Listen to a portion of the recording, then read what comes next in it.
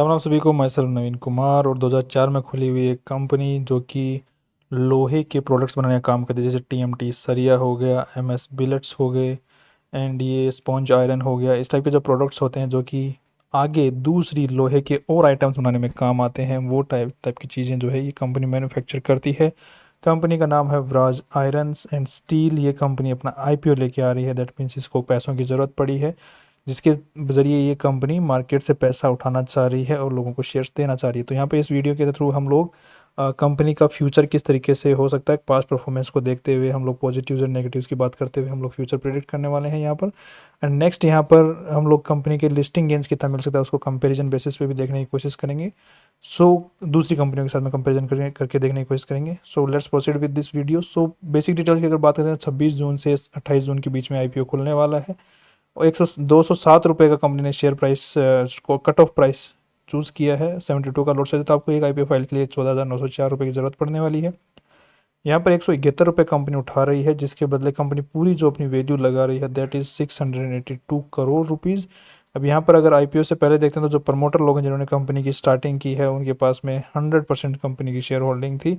But यहाँ पर IPO के बाद में जो है लगभग 75% शेयर होल्डिंग रह जाने वाली। सो कंपनी के प्रमोटर सिर्फ उतनी ही शेयर होल्डिंग पब्लिक को दे रहे हैं जितनी सेबी द्वारा मैंडेटरी है देना। उससे एक शेयर भी ज़्यादा नहीं दे रहे हैं। मतलब ये ऐसे अगर आप कैलकुलेशन करते हैं तो आपको समझ में आएगा, राइट। तो अगर इसका आप निकाल देते हैं ये वाला जो पोर्शन है ये पब्लिक के लिए दिया जा रहा है और ये total number of share holding हो जाएगी, तो 75% शेयर होल्डिंग प्रमोटर्स के पास में स्टिल रह जाने वाली है। अब यहाँ पर अगर हम लोग देखते हैं कंपनी ये पैसे उठाना ही क्यों चाह रही है, सो उसके पीछे कंपनी ने रीज़न बताया है कि कंपनी जो बिलासपुर वाला प्लांट है उसको थोड़ा सा एक्सपेंड करना चाह रही है, उसको और बड़ा करना चाह रही है बिकॉज माल ज़्यादा बिक रहा है और कंपनी ने जो एचडीएफसी से लोन लिया है उसको चुकाना है यहाँ पर। तो ये मेन रीज़न कंपनी ने बताया है। एंड उसके बाद में अगर कंपनी आज के दिन क्या बात करते हैं उसकी कमाई किस तरीके से कर रही है, उसकी चर्चा करते हैं। तो 21 में 290 करोड़ का माल बेचा, फिर 414 करोड़ का, फिर 517 करोड़ का। सो हर साल इंक्रीज़ करती जा रही है। बट इस साल कंपनी का अगर देखते हैं तो कंपनी ने 9 महीने के अंदर में 300 करोड़ का ही माल बेचा है। तो लगभग प्रोजेक्शन वाइज अगर देखते हैं तो यहाँ पे 400 करोड़ तक का माल इस साल बेच लेगी, जो कि सेल काफ़ी कम है पिछले साल के मुकाबले। जो है लगभग 20% सेल है वो कम हो गई है। नेट प्रॉफिट्स की अगर बात करते हैं तो प्रोजेक्शन वाइज अगर देखा जाए तो कंपनी के नेट प्रॉफिट्स कुछ खास हिंडर नहीं हो रहे। नेट प्रॉफिट्स तो पिछले साल के मुकाबले थोड़ी ज़्यादा ही जा रहे हैं। 10 करोड़, फिर 30 करोड़, फिर 54 करोड़। इस साल जो है लगभग कंपनी लगभग 60 करोड़ के आसपास में कंपनी कमा लेगी। 55 से 60 करोड़ के बीच में net profits. So that is again nice. Company के ऊपर में अगर हम लोग लोन की अगर बात करते हैं तो कंपनी पर लोन जो है रेगुलरली बढ़ता जा रहा है। 2023 में कम किया था बट इस साल फिर से लोन बढ़ गया, जिसको चुकाने की कंपनी यहाँ पर बात कर रही है मेनली। नेक्स्ट अगर हम लोग का थोड़ा सा बैलेंस शीट को भी चेक कर लेते हैं और ये जो क्या बोलते हैं आरएचपी में कंपनी ने और सारी डिटेल्स होती हैं अपनी क्या चीज़ वो कंपनी ओन करती है, कितना माल कहाँ से आता है, कहाँ जाता है, कितनी सेल कहाँ पर हो रही है। सो बेसिक डिटेल्स जो हैं ये कंपनी आरएचपी में अपनी बताती है। सो उसकी थोड़ा सा हम लोग चर्चा कर लेते हैं। यहाँ पर लगभग यहाँ पे आरएचपी में लिखा हुआ है कि कंपनी लगभग 70 करोड़ रुपए जो है लोन चुकाने वाली है, कैपिटल एक्सपेंडिचर करने वाली है। दैट मीन्स जो एक्सटेंशन प्लान हो रहा है, जो कंपनी खर्चा करने वाली है फैक्ट्री को और बड़ा करने के लिए, उसमें 94 करोड़ रुपए कंपनी यहाँ पर खर्च करने वाली है। यहाँ पर ये कंपनी ने अपने जो डिटेल्स हैं प्रमोटर्स की, उनकी डिटेल्स दी है कि किसके पास में कितनी शेयर होल्डिंग जो है वो है। Gopal sponge and power private limited ये इनकी पेरेंट कंपनी है, जो कि दूसरी एक प्राइवेट लिमिटेड कंपनी है जो कि इस कंपनी की मालिक है। नेक्स्ट अगर देखते हैं यहाँ पर तो कंपनी के ऊपर में काफ़ी सारे केसेस वगैरह हो चुके हैं, क्रिमिनल केसेस हो रखे हैं, जिनकी अगर हम लोग बात करें 5 क्रिमिनल केसेस हो रखे हैं। तो हमने इन क्रिमिनल केसेस की थोड़ी सी स्टडी की थी। क्रिमिनल केसेस के अंदर में यूजुअली जो केसेस हैं वो लेबर की फैक्ट्री में काम करते हुए डेथ की केसेस हैं बेसिकली। और एक जो केस है वो इस टाइप का भी है कि जिसमें धोखाधड़ी का मामला है, उसमें अंदर में केस धोखाधड़ी का मामला है कि शेयर्स जो हैं वो इलीगली किसी और प्रमोटर से जो है किसी और शेयर होल्डर से कंपनी ने किसी और के ट्रांसफ़र कर दिए, जिसका केस एक चल रहा है। सो यहाँ पर धोखाधड़ी का मामला है, वो भी क्रिमिनल केस की प्रोसीडिंग में ही चल रहा है। तो बेसिकली आप पूरी डिटेल्स जो है आरएचपी के अंदर में पढ़ सकते हैं। आरएचपी कहाँ पर है कंपनी की, अगर हम लोग यहाँ पे इस पर क्लिक करके लिटिगेशन वाला सेगमेंट है वहाँ पर पढ़ सकते हैं। आउटस्टैंडिंग लिटिगेशंस के अंदर में पढ़ पाएंगे कि क्या केसेस हैं, किस टाइप के हैं, राइट। सो यहाँ पर मेरे को बेसिकली थोड़ा सा कंपनी के अंदर में जो कि शेयर होल्डिंग वाला जो चीज़ है उसको देखते हुए थोड़ा सा इश्यू नज़र आता है प्रमोटर्स के अंदर में। दूसरा, कंपनी के जो लेबर है, लेबर्स की एक डेथ नहीं 2-3 लेबर्स की डेथ होती है जिनके केसेस अभी भी आउटस्टैंडिंग है। तो यहाँ पर मेरे को वर्किंग कंडीशंस को लेकर भी थोड़ा सा कंपनी के ऊपर में डाउट खड़ा होता है। दैट्स यही एक लिटिगेशन का यहाँ पे दिक्कत है। बाकी मैनेजमेंट के ऊपर में जिस तरीके से सेल बढ़ रही है उस हिसाब से मैनेजमेंट पे तो कोई दिक्कत मुझे खास नज़र आती नहीं है। बट मैनेजमेंट का वो जो केस है शेयर वाला, शेयर ट्रांसफ़र वाला इलीगली, जो कि जो कंप्लेनेंट है वो क्लेम कर रहा है कि उनके साथ में धोखाधड़ी हुई है, तो अगर वो सही है तो फिर गलत है। नेक्स्ट अगर कंपनी का देखते हैं कि आज के दिन जो लोगो है कंपनी जो यूज़ करती है व्राज टीएमटी एंड बार्स, वो लोगो रजिस्टर्ड हैं अंडर दी कौन सी क्लास के अंडर में रजिस्टर्ड, अंडर द क्लास 6। दोनों ही नाम एंड ये लोगो, नाम भी रजिस्टर्ड है और लोगो भी रजिस्टर्ड है। कंपनी जो फैक्ट्री यूज़ करती है जो कि बिलासपुर वाली जो फैक्ट्री है वो कंपनी द्वारा खुद के द्वारा ओन्ड है, कोई किसी किराए विराए पे नहीं है। और उनके जो ज़मीन है उसके खसरा नंबर है, ये वाले पर्टिकुलर कुछ खसरा नंबर्स हैं। कंपनी जो अंडर ये गेस्ट हाउस है जो कि कंपनी बना रही है वो भी कंपनी का खुद का ही है, जो कि मुंबई महाराष्ट्र में बना रही है। नेक्स्ट अगर कंपनी का यहाँ पे जो दूसरे जगह पे जो छत्तीसगढ़ के अंदर में जो प्लांट है जो रजिस्टर्ड ऑफिस है, वो दोनों मैन्युफैक्चरिंग प्लांट तो जो है वो गवर्नमेंट से लीज पर लिया हुआ है। जैसे इंडस्ट्रियल एरियाज़ नहीं होते, इंडस्ट्रियल एरियाज़ के अंदर में जो कंपनी का प्लांट है वहाँ पर वो कंपनी का लीज पर लिया हुआ है। 83 ईयर्स का अभी तक उसकी वैलिडिटी बची हुई है।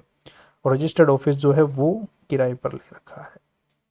आज के दिन कंपनी की जितनी भी सेल होती है उसमें से स्पॉन्ज आयरन है वो सबसे ज़्यादा बिकता है। स्पॉन्ज आयरन किसके काम आता है? स्पॉन्ज आयरन इस समझ सकते हैं कि ये क्या बोलते हैं उसको, जो स्टील बनता है वो स्पॉन्ज आयरन से यूज़ करके बनता है। स्पॉन्ज आयरन जो स्टील मैन्युफैक्चरिंग में बहुत ज़्यादा काम आता है। टीएमटी सरिये हम लोग जानते हैं, सरिये कहाँ काम आते हैं? मैन्युफैक्चरिंग, वो जो हम लोग कंस्ट्रक्शन करते हैं उसमें काम आते हैं। बिलेट्स जो होते हैं वो दूसरे और आइटम्स जो लोहे के बनते हैं वहाँ पर उसके काम आते हैं, जैसे लोहे के पाइप्स वगैरह बनते हैं वहाँ पर काम आते हैं। सो अलग प्रोडक्ट्स बनाने में काम आते हैं बिलेट्स। नेक्स्ट अगर देखते हैं यहाँ पे जो टॉप 10 कस्टमर्स हैं कंपनी के जो कि कंपनी से माल खरीदते हैं, वहाँ से कंपनी की 60% जो है सेल होती है। आज सॉरी 63% सेल होती है। जो जितना भी रेवेन्यू होता है वो सिर्फ टॉप 10 कस्टमर्स से ही आता है। अगर वहाँ पे टॉप 10 कस्टमर्स में अगर दिक्कत हो गई तो फिर किसी जो भारी वाले की तो कंपनी की सेल को हिंडर हो सकता है, बिकॉज कंपनी का किसी के साथ में लॉन्ग टर्म टाई अप यहाँ पर नहीं है। जो कस्टमर्स जो खरीद रहे हैं वही खरीद रहे हैं, राइट। कंपनी थोड़ा माल सस्ता बेच रही है क्योंकि डायरेक्ट मैन्युफैक्चर कर रही है कंपनी ये चीज़। जो बेसिक माइन से माल आता है वो जो रॉ मेटेरियल और आता है, आयरन और आता है, आयरन और से फिर कंपनी ये चीज़ें मैन्युफैक्चर करती है, राइट। तो यही केसेस है, तो कंपनी थोड़ा सस्ते में माल दे देती है। तो आज टॉप 10 कस्टमर्स कंपनी के अच्छा खासा माल कंपनी से उठा रहे हैं, दैट इज़ अगेन फाइन। अब यहाँ पे कंपनी का हम लोग ऑलरेडी सब कुछ चेक कर चुके हैं, ओके। अब यहाँ पे अगर कंपनी की हम बैलेंस शीट को एक बार चेक कर लेते हैं जाते जाते, ताकि हमें थोड़ा सा 1 सेकेंड, ट्रेड रिसीवेबल्स, इसके बाद में हम लोग चेक कर लेंगे एक बार कि कंपनी को कंपेयर करके देख लेंगे कि कंपनी का किस टाइप से वो नेट प्रॉफिट्स वगैरह रह रहे हैं कंपेरिजन वाइज। मार्केट ने दूसरी कंपनियों को क्या वैल्यू दे रखी है उसका हम थोड़ा पता चल पाएगा। यहाँ पर देख पा रहे हैं प्रॉपर्टी के अंदर में कंपनी का अच्छा खासा इन्वेस्टमेंट है। And right to use of property जो किराए पे ले रखी है, राइट टू यूज़। नेक्स्ट, ये कंपनी की जो वैल्यू कम हुई है प्रॉपर्टी एंड प्लांट इक्विपमेंट के अंदर में, ये कम जो डेप्रिशिएशन होता है उसकी वजह से कम हो रखी है। हर साल डेप्रिशिएशन होता है कम, जो भी प्रॉपर्टी होती है जो प्लांट होते हैं जो इक्विपमेंट्स कंपनी यूज़ करती है का डेप्रिशिएशन होता है। कंपनी के पास में ट्रेड रिसीवेबल्स 13 करोड़ के हैं जो कि नॉर्मल है बैलेंस साइज के हिसाब से, और हर साल नॉर्मली ही चलते आ रहे हैं। कैश इक्विवेलेंट कंपनी के पास कुछ खास है नहीं, तो ये कंपनी बोल रही है कि वर्किंग कैपिटल रिक्वायरमेंट हमें ज़रूरत है। अगेन लोन कंपनी को कम करना है, तो लोन यहाँ पर कंपनी के ऊपर 35 करोड़ का तो बोरोइंग है और 13 करोड़ की शॉर्ट टर्म बोरोइंग, मतलब इसी साल चुकाने हैं 13 करोड़ रुपये और 35 करोड़ रुपये लॉन्ग टर्म बोरोइंग कंपनी ने ले रखी है। सो यही पूरा बैलेंस शीट में कोई खास दिक्कत हमें नज़र आ नहीं रही है, राइट। अब यहाँ पे ओवरऑल अगर हम कंपनी की अगर एक इमेज बनाने की कोशिश करते हैं तो एक कंपनी है जिसके पास में खुद का प्लांट है बड़ा सारा, 2 प्लांट्स हैं, एक किराए पे एक खुद का है, रजिस्टर्ड ऑफिसेज हैं, एक किराए पे है एक खुद का है, एक कंपनी वे अपना गेस्ट हाउस बना रही है एंड वो जो कि मुंबई में बना रही है और अच्छी खासी सेल कर पा रही है। मेनली लोहे के सेगमेंट में काम कर रही है, सस्ते में माल बेचती है, कस्टमर्स अच्छे खासे हैं। बट इस साल जो है कंपनी की सेल कम हो गई है जो कि फ्यूचर में थोड़ी सी दिक्कत कर सकती है। अब हम लोग एक बार थोड़ा सा कंपेरिजन करके देख लेते हैं दूसरी कंपनियों के साथ में, क्या उनकी भी सेल कम हुई है या फिर सिर्फ इसी की कम हुई है। तो यहाँ पर हम लोग देख पाएंगे कि दूसरी कंपनियों की तो यहाँ पे सेल कुछ खास कम नहीं हुई है, थोड़ी सी दूसरी कंपनियों की भी हुई है बट कुछ खास कमी यहाँ पे देखने को नहीं मिल रही है। राइट, तो इसी कंपनी की हुई है, तो ये एक बड़ा इश्यू फ्यूचर में बन सकता है। नेक्स्ट अब एक बार पी और पीबी रेशियो के बेसिस पे कंपेयर करके देख लेते हैं। कंपनी आज के दिन नेट प्रॉफिट निकाल पा रही है 44 करोड़, सो 55 करोड़ का हम लोग एक 60 करोड़ का एक हम वो मार्जिन लेके हायर साइड के अंदर में उसके हिसाब से पी रेशियो निकाल लेते हैं। सो 60 करोड़ के हिसाब से अगर मार्केट में आएगा इसका कितना 11 का पी रेशियो, 11 12 का P ratio.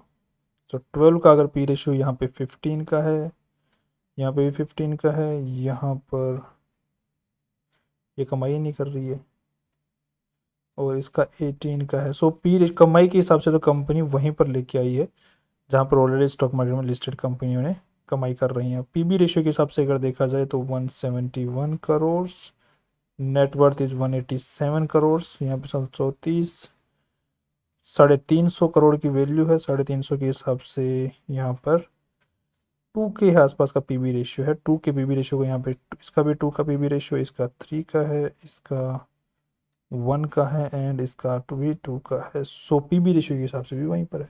So P and PB ratio के हिसाब से दोनों ही जगह पर कंपनी जो मार्केट में लिस्टेड कंपनियां हैं जिन उसके हिसाब से वहीं पर लेके आई है। सो अपवर्ड का मुझे कुछ ज़्यादा यहाँ पे दिखता नहीं है लिस्टिंग के हिसाब से। और फ्यूचर का जो है अभी कंपनी का फाइनल जो डेटा आएगा मार्च का पूरा उसके बाद में लॉन्ग टर्म का सोचेंगे। बाकी कंपनी अच्छी लग रही है अभी के हिसाब से। और वैल्यूएशन लिस्टिंग गेंस के हिसाब से एक बार आईपीओ में एक बार जो आईपीओ बूम होता है उस आईपीओ बूम अभी तक चल रहा है क्योंकि मार्केट ऑल टाइम हाई पे चल रहा था, उसकी वजह से इस कंपनी को आईपीओ बूम 20% के आसपास तक का मुझे लिस्टिंग गेन देखने को मिल सकता है आईपीओ बूम की वजह से। बाकी वैल्यू वहीं पर है जहाँ पे already stock market listed company है वहीं पर है। सो ना मिले ना मिले, मिल जाए बूम की वजह से। That's all from my side and कल फिर मिलते हैं एक नई इंपॉर्टेंट वीडियो के साथ में। और मेरी तरफ से कोई रिकमेंडेशन नहीं रहती है, आप कोई भी अगर डिसीजन लेते हैं तो फाइनेंशियल एडवाइजर से पूछ के लें। सी यू टुमारो।